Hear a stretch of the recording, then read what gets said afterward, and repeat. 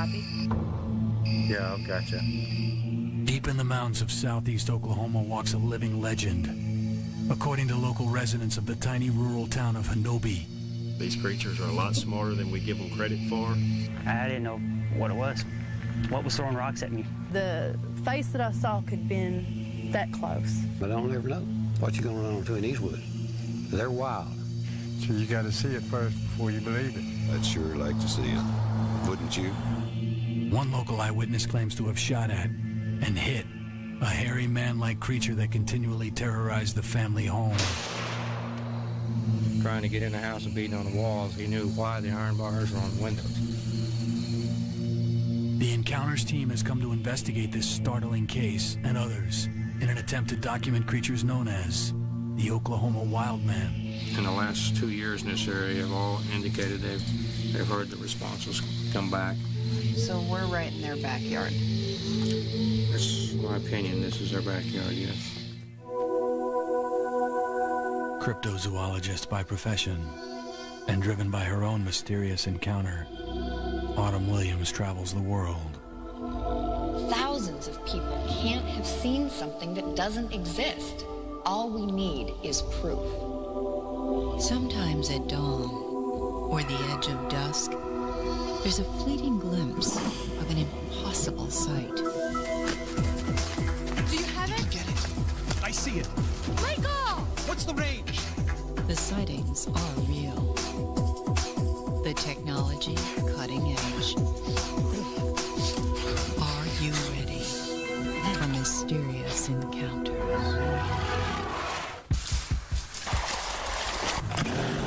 Boy, this thing stinks. Put it right on capture. Make it even.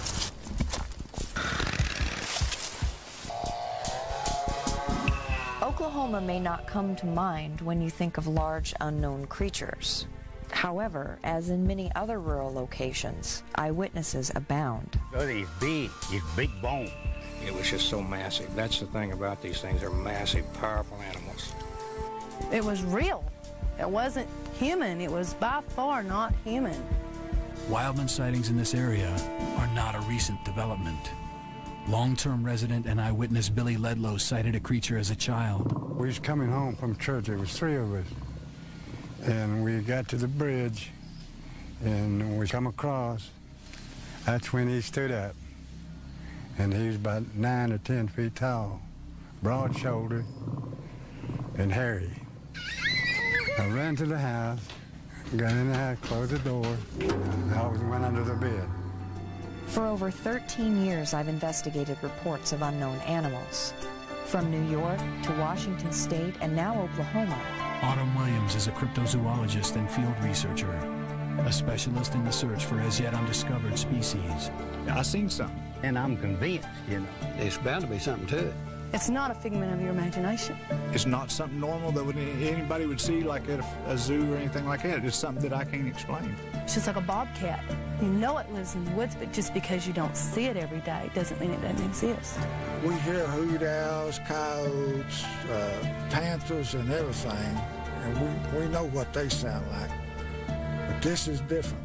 Many eyewitnesses are avid outdoorsmen and women who have knowledge of local wildlife. Their stories are especially difficult to discount.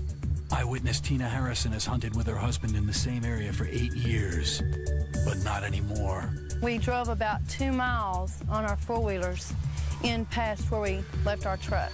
We went to bed that night fairly early, and at that point my head was at the door of the tent. And I remember waking up and it was just like right in my face. There was something there, and you know, I had just woken up. It was like something stared at me long enough I woke up.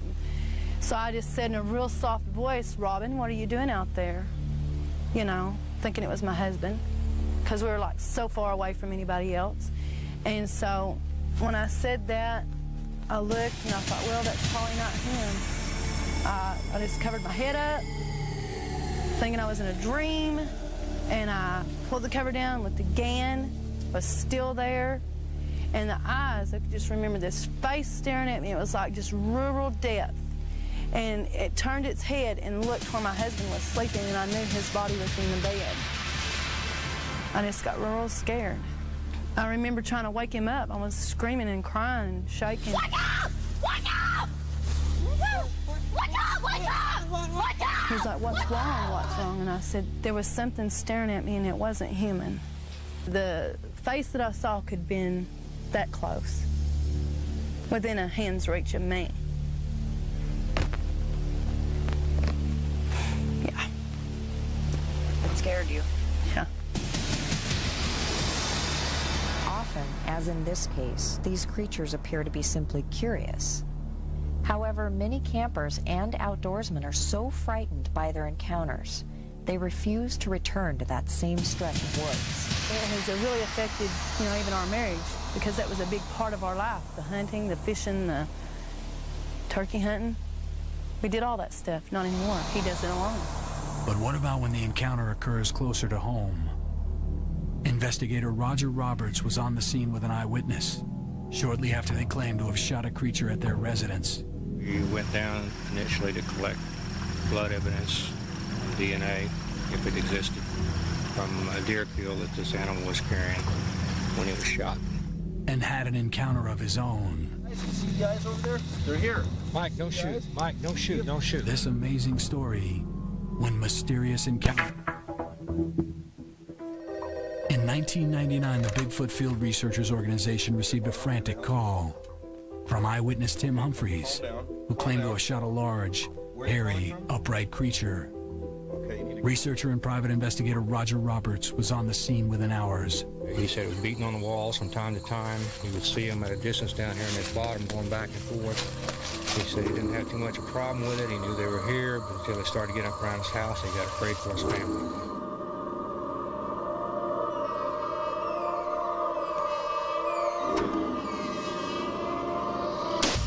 We had our own interesting evening that night. They're here. They're here. You see the eyes? You see the eyes over there? They're here. Mike, don't shoot. Mike, don't shoot. Don't shoot. Wait, let's get the camera over here. We observed large eyes on the south side of Tim's property that evening. Tim and his brother Mike said that the creatures were back, and apparently more than one that night. Like that. I've never seen any eyes like that. They were very powerful, glowing orbs of light. They just reflected back as a nocturnal animal would. It's just amazing to see that sort of thing. But that's not all Roberts saw. In 2002, he was allowed to view what appeared to be a massive upright creature, captured by a security camera on Native American tribal land. Below the mercury light was a dumpster where there was food that had been thrown out. It crossed this area 60, 70 feet, and maybe it wasn't more than 6 or 8 steps. The mercury vapor light was about 10 feet tall, and the creature ducked its head when it went under the light. While Roberts was allowed to view the tape, the tribe now claims to have destroyed it. I was disappointed that we weren't able to examine the tape. However, Roberts was able to obtain other, possibly more valuable evidence for examination. A series of photographs were taken on the same reservation. The series of photographs show a large, upright figure with a conical-shaped head, identical to what eyewitnesses describe. Also found a hair sample hanging from a branch. Let's go ahead and look at the hair. Oh my goodness. That's a lot of hair. This would be an extraordinary amount of evidence in a criminal case. Usually you find one fiber, one hair. If this is what we think it is, that's really amazing. It could be amazing. an important key to unraveling this mystery. The hair sample and photos will be sent to experts, with results later in the show. I'm looking out there and I turn on my flashlight and we can't see anything but silhouettes and eyes reflecting. I'm thinking, it's just a couple of cows. Well, one of these cows stood up and put its hand on a tree and leaned on it. Be able to get it on actual film that can be proven. It's out there. It's just out there. The Encounters team is about 120 miles southeast of Oklahoma City, gathering evidence that will hopefully either support or debunk the legend. The hair sample provided to us may help provide answers to an old mystery. But now we need to find new evidence. The photograph company has provided the team with a camera-equipped drone that can survey a large area in a short amount of time. So this is ideal for survey and surveillance like we want to do it? Yes. The siege of the Humphrey cabin occurred at a rural location. The camera drone will help us to determine if there is, in fact, enough cover for a creature to move about undetected. And will help the team have a better understanding of the lay of the land.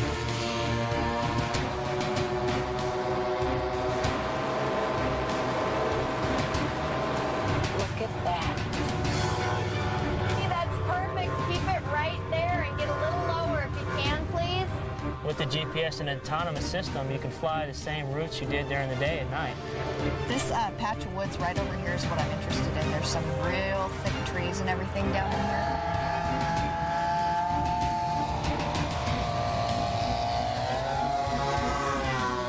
The camcorder on board is recording everything, so.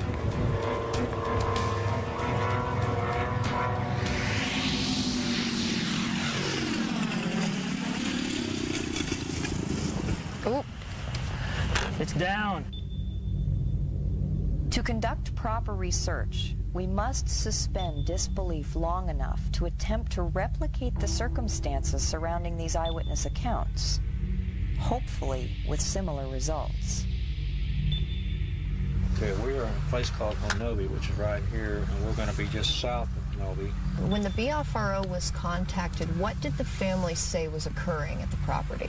They were harassing the family. They were beating on the walls. They had gotten into a freezer and taken some frozen venison. They heard this racket, and they come outside, and it was several of these big feet. They shot one of them, and the other ones picked it up and carried it off and took it with them. The other two animals helped this thing away. And he saw this? He saw it, yes. I asked him what it looked like, and he replied, "Have you ever seen a black Brahma bull standing on his hind legs?" Along with Autumn, the expedition team will include investigator Roger Roberts and several local residents.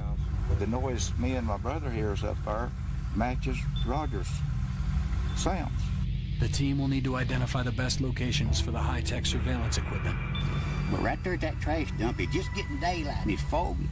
I seen someone there, looked like they had an inch or two long hair on them. They weighed 350, a 400-pound man.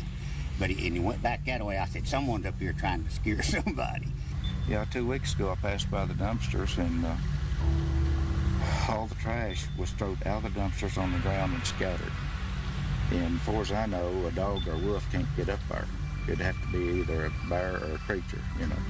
We've got the Humphrey cabin down here, the cabin up in the mountains. We've got the spot where the sighting was right down there, and we've got the dump, the transfer station down there. Those are the 4 areas that I'd like to focus on. So we'll set up a bait in all of those locations, and a camera trap and blinds. Although the dumpster seems like an unlikely place to set up a surveillance camera, if this creature is real, it has to eat. Right about there. We want one that's kind of close to the trail. The reason I wanted to put it up here is at some point it's probably going to cut across. But we do need to kind of pay attention to trying to camouflage this stuff.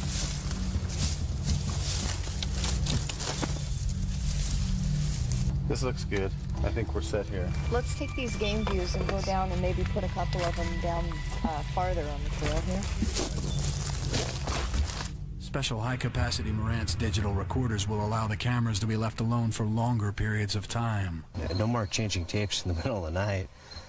We are especially interested in this location. Owner Tim Humphreys claims a creature regularly returned looking for food, and it was not afraid of humans. So this does look like the screen is pulled down. I don't know what did that. Well, who knows what did it, but... But this is where the little girl was looking in the... I understand she was there watching TV and looking in the window at her. She had a freezer over there, too. The thing was getting in the freezer, taking venison out of the freezer in this outbuilding. One explanation of why the creatures were drawn to this location may be the high deer population, but it's illegal to use game meat as bait. The actual freezer. It's the actual freezer. Our bait, therefore, is a more conventional mixture of fruit and fish that we hope will attract them just the same. And we'll put the camera right there on that tree. Perfect. Watching the bait will be AquaView infrared cameras and GameView still video cameras. No, we'd probably get head and all. Yeah, head and all. All right. The team will deploy DNA traps and special pheromone chips. That's perfect. As well as the call blaster, all designed to attract the creature's attention.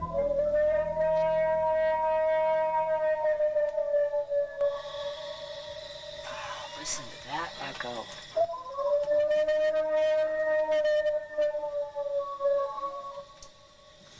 Now you want to listen for the return. These sightings, they correlate with wilderness areas. How are we looking at our time?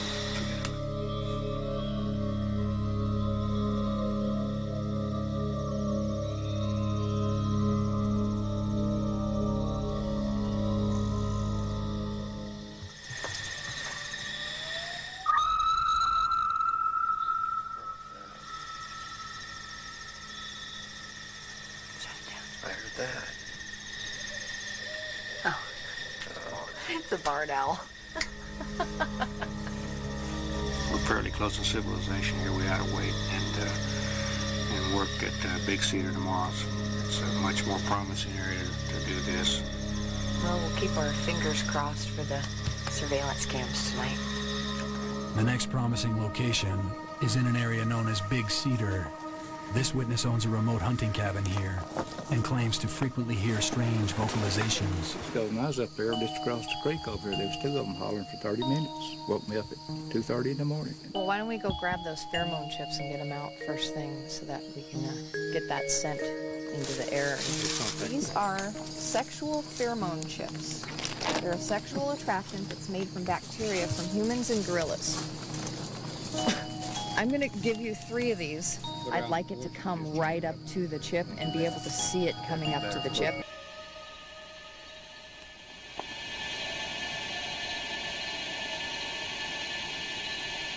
What was that?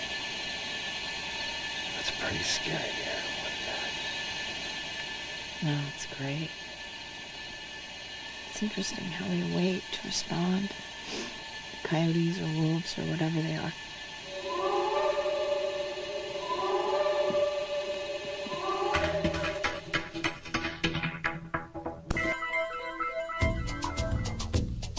The Mysterious Encounters team has spent the past week in LaFleur County, Oklahoma, in an attempt to collect evidence of hairy man-like creatures known as the Oklahoma Wildman.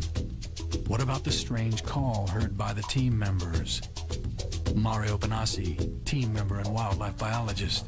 I heard a howl that sounded somewhat like a wolf, but was odd for a wolf call. There are not reportedly wolves in this part of Oklahoma. A hair sample provided by a local Native American tribe has been sent to Dr. Henner Fahrenbach, a hair expert from Oregon, for analysis. This hair matches Sasquatch hair by having the right diameter of about 50 microns and being deep reddish brown. However, it has a medulla that is about 1/3 of the diameter of the hair, the central channel of it, and that is deviant from my previous sample. So on that criterion alone, I have to reject it as Sasquatch hair until further notice. The photos were sent to film expert Doug Hychek for review. If the film subject is fake, it's a guy in a suit. I mean, it's not a misidentification. Well, what happens with any kind of synthetic fur, they use a black dye, but that black dye really isn't black, it's indigo, which has got kind of a bluish purple, very, very dark. But in sunlight, it tends to bring it out a little bit more. The first thing I'll do is color balance the photos, then just simply blow up the pixels until I can get at the individual pixels. And I'm going to take a little color sampling of the pixels, not only of the film subject, but the area around the film subject to objects I know that are brown, that I know that are green. There's very little blue or dark blue or purple that occurs in nature in midday. After sampling lots of different pixels, the majority of the samples were in fact indigo, purple, or blue, colors that are used in fake fur. Although color analysis like this does not prove 100% that we're looking at a person in some kind of a synthetic suit, it does, however, greatly reduce the chance that we're looking at photos of a living creature. The mystery remains. While Dr. Fahrenbach believes the hair sample is most likely from a black bear, how do you discount all the eyewitnesses? Just what is this thing that people claim to see?